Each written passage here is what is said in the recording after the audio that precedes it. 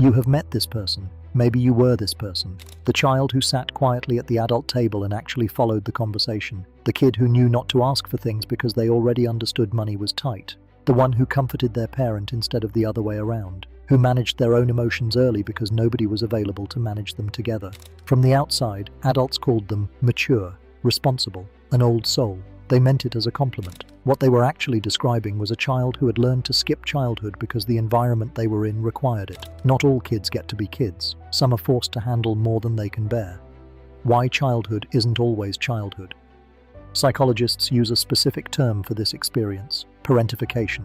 It describes a dynamic where a child takes on emotional or practical responsibilities that belong to the adults around them. Managing a parent's emotional state, mediating family conflict, raising younger siblings, monitoring the household mood and adjusting their own behavior accordingly.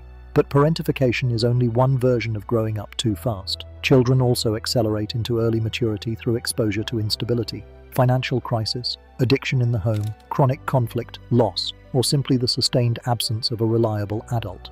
The common thread across all of these experiences is the same. The child's nervous system was asked to handle adult-level stress before it was built for it, and the nervous system adapted. Because that is what nervous systems do. Some kids raise themselves, and it leaves a mark they carry forever. How early maturity shapes who you become.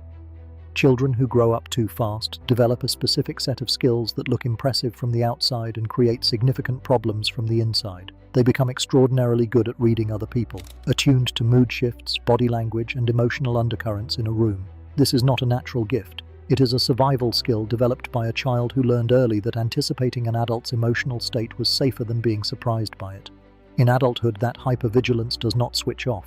It runs constantly, exhausting the person who carries it. They become deeply uncomfortable with receiving care. Being looked after requires vulnerability, and vulnerability was not safe in the environment they grew up in, so they learned to need nothing, ask for nothing, and handle everything themselves. In adult relationships, this shows up as difficulty accepting help, discomfort with dependency, and a persistent feeling that relying on another person is a risk that will eventually backfire.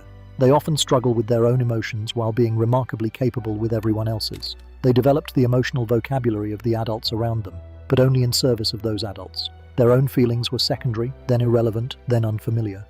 Many adults who grew up too fast describe a strange experience of not knowing what they actually feel, or feeling guilty for having needs at all. They mastered everyone else's feelings, but theirs, they never learned to feel at all, and it follows them into adulthood. Who are you when no one needs you? Here is what the compliments missed. Childhood is not just a developmental phase. It is the period during which a person learns who they are outside of their usefulness to others. Play, boredom, experimentation, failure without consequence. These are not luxuries. They are the mechanisms through which identity is built. Children who grow up too fast frequently skip this process entirely. Their identity forms around function, around being capable, reliable, and needed. And while those qualities serve them well in many areas of adult life, they come with a question underneath them that can take decades to surface. Who am I when nobody needs anything from me? That question, when it finally arrives, can feel destabilizing because the honest answer is that they never had the chance to find out. How to heal from growing up too fast.